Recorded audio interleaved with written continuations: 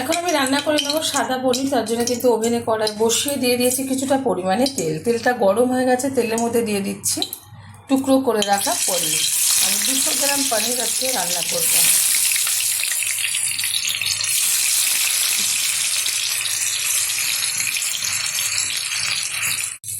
পনিরগুলো কিন্তু একটু উল্টে দিচ্ছি, আর পনিরগুলো একটু ব্রাউন কালার হয়ে গেলে আমি তুলে নেব একটা পাত্রে। পনিরগুলো ভেজে তুলে নিয়েছি একটা পাত্রে। এখন এই তেলে দিয়ে দিচ্ছি 2টো তেজপাতা, একটা শুকনো লঙ্কা, কিছুটা গোটা জিরে। এবার ভালোভাবে ভেজে নেব ফোড়নটা। ভালোভাবে ফোড়নটা ভাজা হয়ে গেছে, দিয়ে দেবো এর মধ্যে কয়েক টুকরো করে রাখা টমেটো। একটু নেড়ে চেড়ে নিচ্ছি।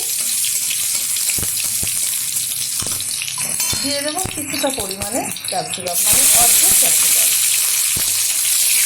এইটা একটু নাড়াচাড়া করে নিচ্ছি। হালকা করে একটু ভেজে নিয়েছি। এখন দিয়ে দেবো এর মধ্যে কিছুটা পরিমাণে আদা বাটা, খুব অল্প পরিমাণে ব্যবহার করলাম। দিয়ে দিচ্ছি 1 চামচ ধনের গুঁড়ো, দিয়ে দিচ্ছি 1/2 চামচেরও কম লঙ্কার গুঁড়ো। ঝালটা যাদের পছন্দ অনুযায়ী ব্যবহার করবেন। দিয়ে দেবো পরিমাণ মতো লবণ।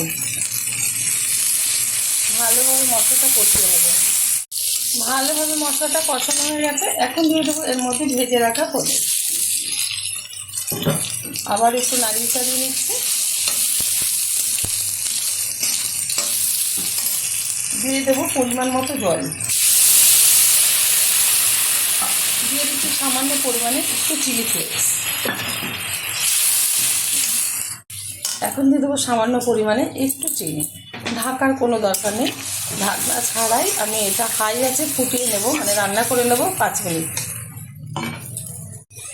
পনিরটা কিন্তু হয়ে গেছে। আপনারা যদি এর থেকেও আর একটু টানাতে চান তাহলে টানিয়ে নিতে পারেন। তো আমি এই অবস্থাতে নামিয়ে নেবো। নিরামিষ দিয়ে কিন্তু এরকম রেসিপি আপনারা ট্রাই করতে পারেন, আশা করি ভালো লাগবে।